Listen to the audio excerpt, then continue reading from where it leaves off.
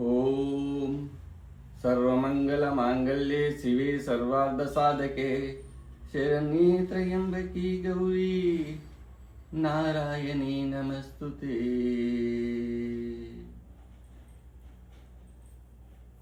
అందరికీ పంచముఖ ఆంజనేయ స్వామి యూట్యూబ్ ఛానల్కు స్వాగతం, సుస్వాగతం. అందరికీ నమస్కారాలు.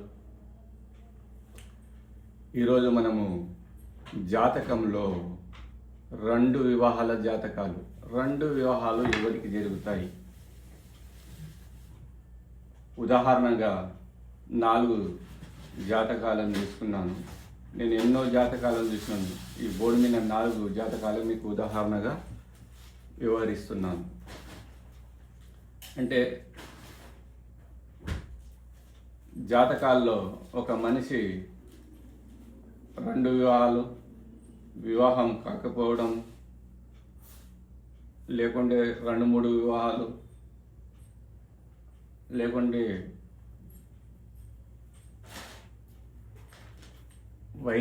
వైధవ్య యోగం కూడా ఉంటుంది.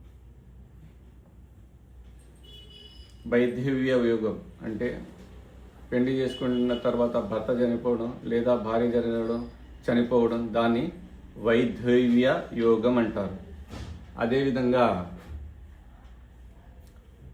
ఒక్కొక్కరికి పెళ్ళే కాకపోవడం, ఒక్కొక్కరికి లేట్ పెళ్లి కావడం, ఇవన్నీ జాతకాల్లో ఉంటాయి. కానీ ఇప్పుడు ఒక పెళ్లి జరిగి విడిపోయి ఇంకో పెళ్లి చేసుకోవడం, ఈ జాతకాలను మనము ఈరోజు తెలుసుకుందాం. 2 వివాహాల జాతకాలు. 2 వివాహాల జాతకాల్లో ఈ 3 జాతకాలు నేను చూసినవి. ఈ జాతకము మన హీరో నాగార్జున జాతకం.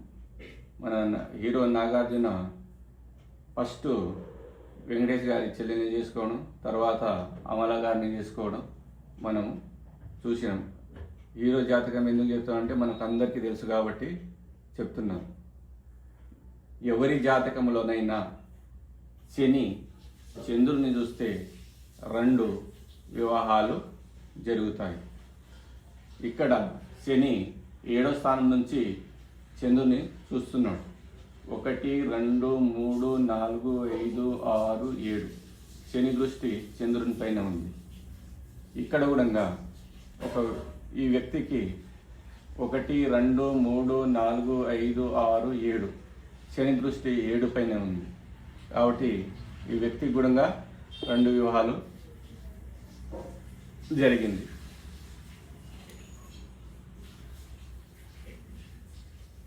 వీళ్ళిద్దరు పురుషులు, ఇద్దరు స్త్రీలు. అంటే పురుషులకే జరుగుతాయా, స్త్రీలకు జరగాలంటే ఇద్దరు పురుష జాతకాన్ని, ఇద్దరు స్త్రీ జాతకాన్ని తీసుకోవడం జరిగింది ఈరోజు. ఇక్కడ శని 1, 2, 3, 4, 5, 6, 7 శని దృష్టి చంద్రుని పైన ఉంది. ఈ అమ్మాయికి ఫస్ట్ వివాహం జరిగింది. తర్వాత విడిపోయి 5 సంవత్సరాల తర్వాత ఇంకో వివాహం చేసుకోవడం జరిగింది. తర్వాత ఈ అమ్మాయి కూడా ఒక వివాహం జరిగి తర్వాత విడిపోయి 6 నెలల తర్వాత ఇంకో వివాహం చేసుకోవడం జరిగింది. శని దృష్టి 1, 2, 3, 4, 5, 6, 7 శని దృష్టి చంద్రుని పైన 7 దృష్టితో ఉంది. కాబట్టి ఈ దృష్టులు ఇవే కాకుండా నేను చాలా జాతకాలను చూడడం జరిగింది. 2 వివాహాల జాతకాలు. తర్వాత ఈ జాతకాల్లో ఈ 2 వివాహాల జాతకాలే కాకుండా స్వపత్ని యోగము, ఒక పెళ్లి జరిగిన తర్వాత ఇద్దరు కలిసి ఉండి ఇద్దరు పిల్లలైన తర్వాత ఒక 10 సంవత్సరాలకు 15 సంవత్సరాలకు భర్త లేకుంటే భార్య ఇంకోరిని పెళ్లి చేసుకోవడం, అది కూడా చూడడం జరిగింది. స్వపత్ని యోగం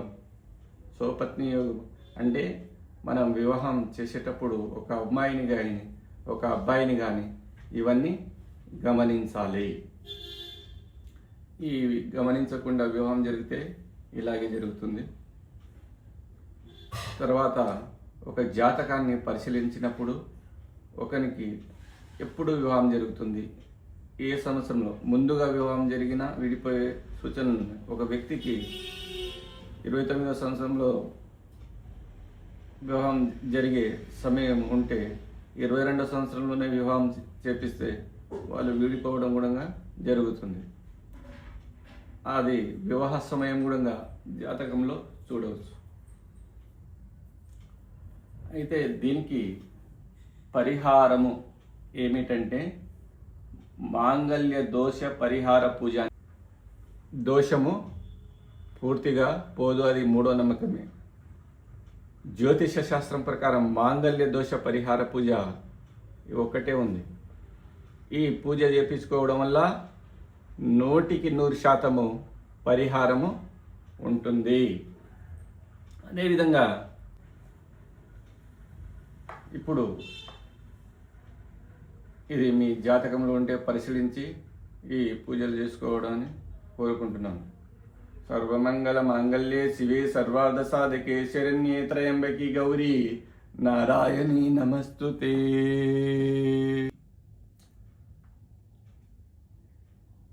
ఈ పరిహార పూజలు మేము కూడా చేపించడం జరుగుతుంది. ఎక్కడయ్యా అంటే మహబూబ్నగర్ పంచముఖ ఆంజనేయ స్వామి కదంబవనంలో గుడి ఉంది. అక్కడ మాంగళ్య దోష పరిహార పూజ చేయడం జరుగుతుంది.